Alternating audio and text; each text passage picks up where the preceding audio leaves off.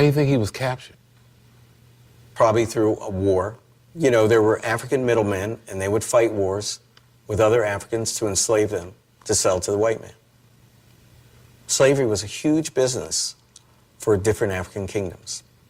You know the story that we got when we were kids, that your ancestor was out on one Sunday with his girlfriend and some white man jumps out of the bush and throws a net over him? It's not how it happened. Slavery was big business. Africans sold other Africans to the Europeans.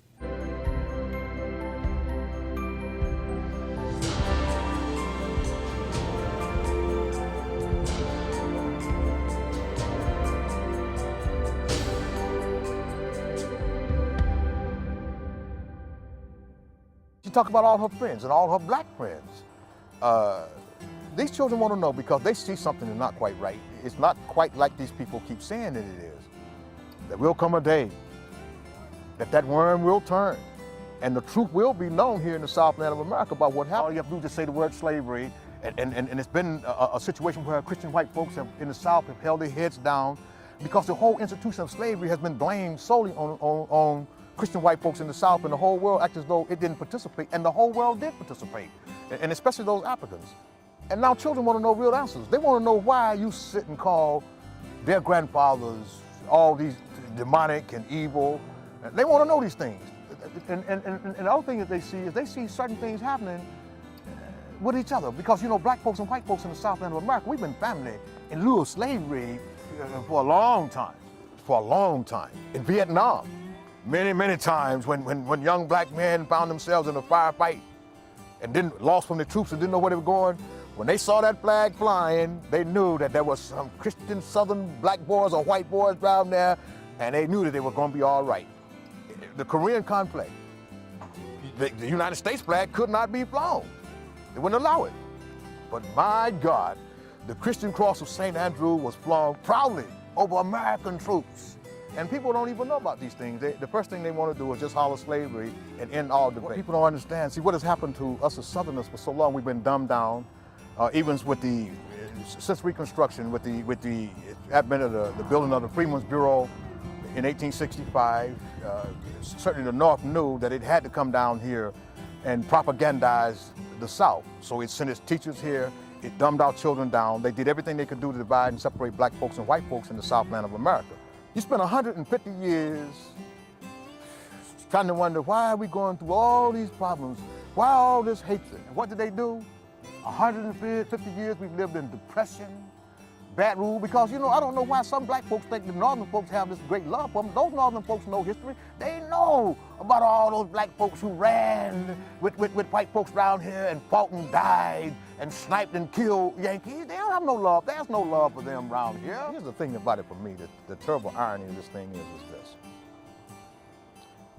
If the North did anything, any victory, see, because for me, the victory didn't come with Marsh Lee over there at Appomattox Courthouse for those folks. It did not come. Because they knew that in the hearts of Southern people, even though you might have won the battle on the field because you outnumbered us, you had repeater rifles, you had soldiers of fortune you were bringing in from all over the place, in the hearts and minds of us, that thing still was there, the love for the Southland of America. So the only way, basically, that we could do this thing is to dumb down the people and grab black folks and divide and separate them down in the South. People think this is a mistake or it's just something accidentally happened. This is an ongoing Cold War that was instituted by these folks from the North to divide and separate us.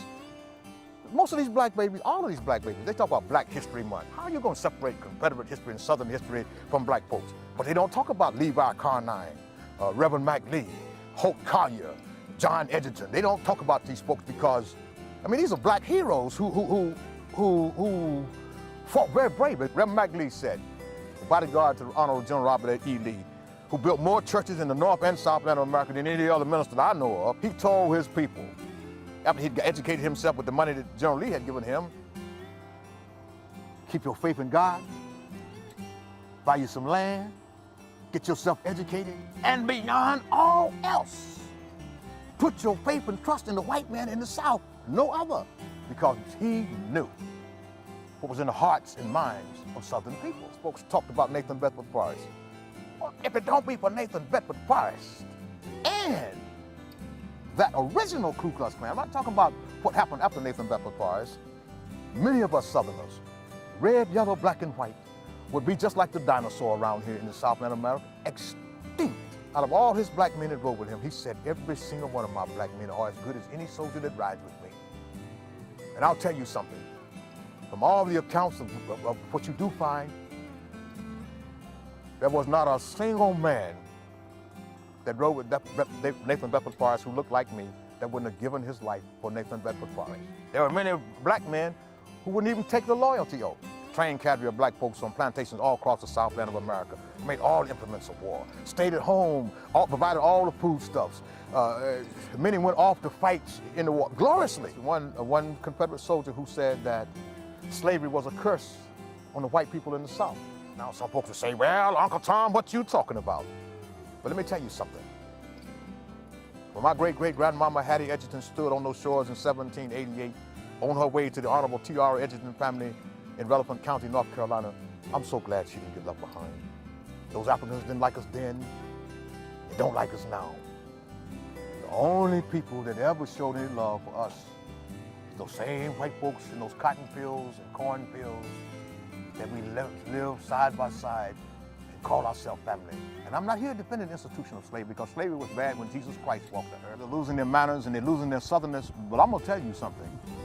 There's a resolve in those children, much like their grandfathers that we see buried around here.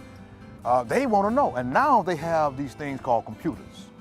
These babies start plugging in these things, and these teachers can't get away with that stuff they used to get away with about, you know, our ancestors were demonic, slavery. These babies are going to demand that somebody that walks down there to that education department, that the United States Department of Education, that they tell the real truth and restore the honor of our Southern family down here. We can't embrace our heritage, our ancestry, because the bottom line is this here. Yankees don't want you to know the truth. If you know the truth, a lot of folks got to pack their bags. You got to give back all the honor that you took from black folks and white folks around here in the Southland of America. I am so very, very proud of my heritage and my ancestry. God, in his infinite wisdom, could have sent my grandmama someplace else as a slave, but he sent her to the greatest country. He sent her to the Southland of America, and I sure am so very glad for that. If it hadn't been for the skills that white folks taught black folks around here, that so-called freedom that we got with the second 13th Amendment, when they just set folks loose and said, now you're free. Free to go where, to do what?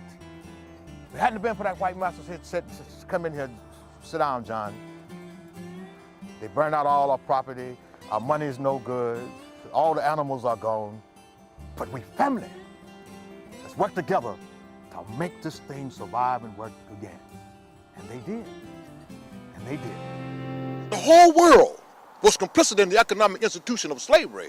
It is unfortunate that the Christian white folks in the Southland of America, after that war, and after we instituted the public school system around here, my northern friends, that they began to inculcate not only in the thinking processes of Americans, but the whole world, that slavery, the economic institution of slavery, ought to be blamed off on the Christian white folks in the Southland of America. Right down in Abraham Lincoln's Illinois and all over the New England states, when they purged the north of black folks, proclaimed that they were setting them free. Yeah, you get on the boat, put them on the boat, and brought them right down here to the South and sold them again. And these white folks, these same white folks you talking about around here, loaned black folks money, taught them how to have business and conduct businesses around here. And then when we started to become very successful, my friends at the NAACP decided, well, we got to have integration because we need to go eat where everybody else is eating. So what did they do?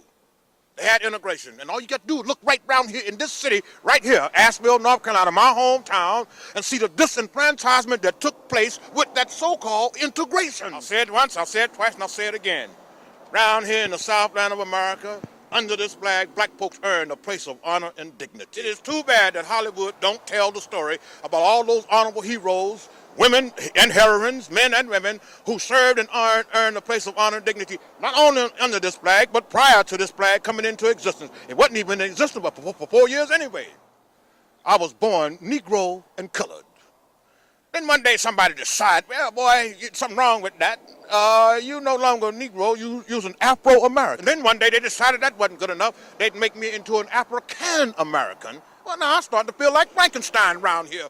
You don't consider yourself an African-American? I consider myself an American, first of all, number one. The Africans didn't want me then and don't want me now. I consider myself a Southern American who just happened to be black. Negro American who just happened to be a black man. Bottom line, one of God's children on earth.